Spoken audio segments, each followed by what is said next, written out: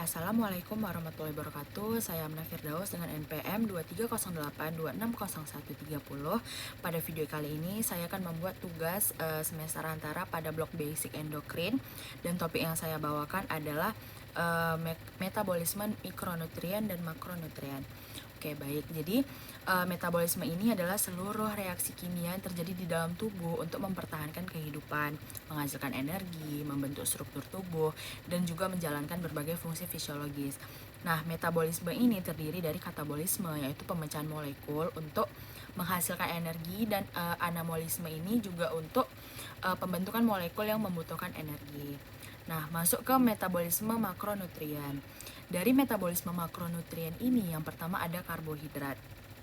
Jadi, karbohidrat ini merupakan sumber energi utama tubuh. Nah, karbohidrat ini dicerna melalui monosakarida, terutama glukosa, kemudian diserap di usus dan masuk ke dalam darah. Nah, glukosa dapat digunakan melalui glikolisis menjadi pirufat. Nah, dalam kondisi aerob, pirufat ini masuk ke siklus asam sitrat atau TCA cycle dan dilanjutkan dengan fosforilasasi oksidatif untuk menghasilkan ATP. Nah, jika jumlah glukosa berlebih, glukosa ini disimpan sebagai glikogen di hati dan otot. Nah, jika penyimpanan glikogen ini sudah cukup, maka kelebihan energi dapat diubah menjadi lemak. Yang kedua ada protein. Protein ini berasal dari makanan seperti daging, ikan, telur, susu, dan kacang-kacangan. Nah, protein ini dicerna menjadi asam amino yang kemudian itu diserap melalui usus. Asam amino ini digunakan terutama untuk membentuk dan memperbaiki jaringan, serta membentuk enzim, hormon, dan antibodi. Nah, jika asam amino ini berlebih, gugus aminonya ini dapat dilepaskan melalui proses deaminasi. Lalu, nitrogen ini kemudian diubah menjadi urea di hati, sedangkan rangka karbonnya ini dapat digunakan untuk menghasilkan energi atau menjadi bahan pembentukan lemak. Yang ketiga ada lemak. Lemak ini merupakan sumber energi yang paling padat, yaitu sekitar 9 per gram lemak. Nah, lemak dicerna menjadi asam lemak dan monogliserida, kemudian diserap di usus. Asam lemak ini dapat mengalami beta oksidasi di mitokondria yang menghasilkan asetil-CoA. Nah, asetil-CoA ini kemudian masuk ke siklus TCA untuk menghasilkan ATP. Lalu juga lemak ini dapat disimpan dalam bentuk trigliserida di jaringan adiposa dan digunakan kembali tubuh untuk membutuhkan energi, misalnya saat puasa. Topik selanjutnya adalah metabolisme mikronutrien. Nah, berbeda dengan makronutrien, vitamin dan mineral ini dia tidak menghasilkan energi secara langsung, tetapi sangat penting untuk menjalankan reaksi metabolisme. Yang pertama ada vitamin. Jadi vitamin ini dapat dibagi menjadi vitamin larut lemak, yaitu ada A, D, E, dan K, serta vitamin larut air, terutama vitamin B kompleks dan vitamin C.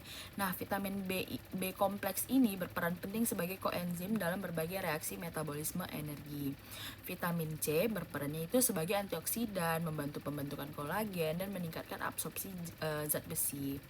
Lalu untuk vitamin D ini berperan dalam metabolisme kalsium dan fosfat serta kesehatan tulang.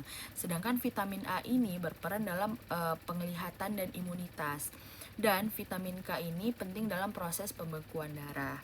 Yang kedua ada mineral. Nah, mineral ini juga diperlukan dalam berbagai proses metabolisme.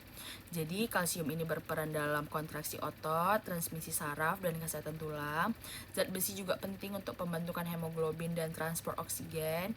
Zinc juga berperan sebagai kofaktor, sebagai enzim, imunitas, dan penyembuhan luka. Nah, iodium ini diperlukan untuk pembentukan hormon tiroid, yaitu T3 dan T4. Sedangkan natrium dan kalium ini penting untuk keseimbangan cairan, impuls saraf, dan kontraksi otot. Untuk integrasi metabolismenya, jadi semua zat gizi tersebut saling berhubungan dalam metabolisme tubuh. Setelah makanan dikonsumsi, jadi terjadi nanti proses digestion dan absorption. Nah, kemudian zat gizi ini digunakan untuk menghasilkan energi atau membentuk komponen tubuh. Jadi si karbohidrat, protein, dan lemak tadi dapat masuk ke jalur metabolisme yang saling terhubung. Nah, nanti hasil akhirnya itu dapat digunakan untuk menghasilkan ATP sebagai jumlah energi sebagai sumber energi, sedangkan kelebihannya itu dapat disimpan dan digunakan untuk membentuk jaringan. Nah, kesimpulannya ini adalah jadi makronutrien ini terutama berfungsi sebagai sumber energi dan bahan pembangun tubuh, sedangkan mikronutrien ini berperan sebagai pengatur dan konfaktor dalam berbagai reaksi metabolisme.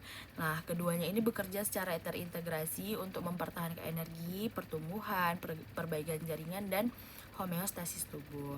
Baik, sekian presentasi dari saya. Mohon maaf apabila ada kekurangan. Referensi sudah ada di mind map saya terterakan. Saya tutup video ini dengan doa penutup majelis. Subhanakallahumma wa bihamdika asyhadu alla ilaha illa anta astaghfiruka wa atubu ilaik. Wassalamualaikum warahmatullahi wabarakatuh.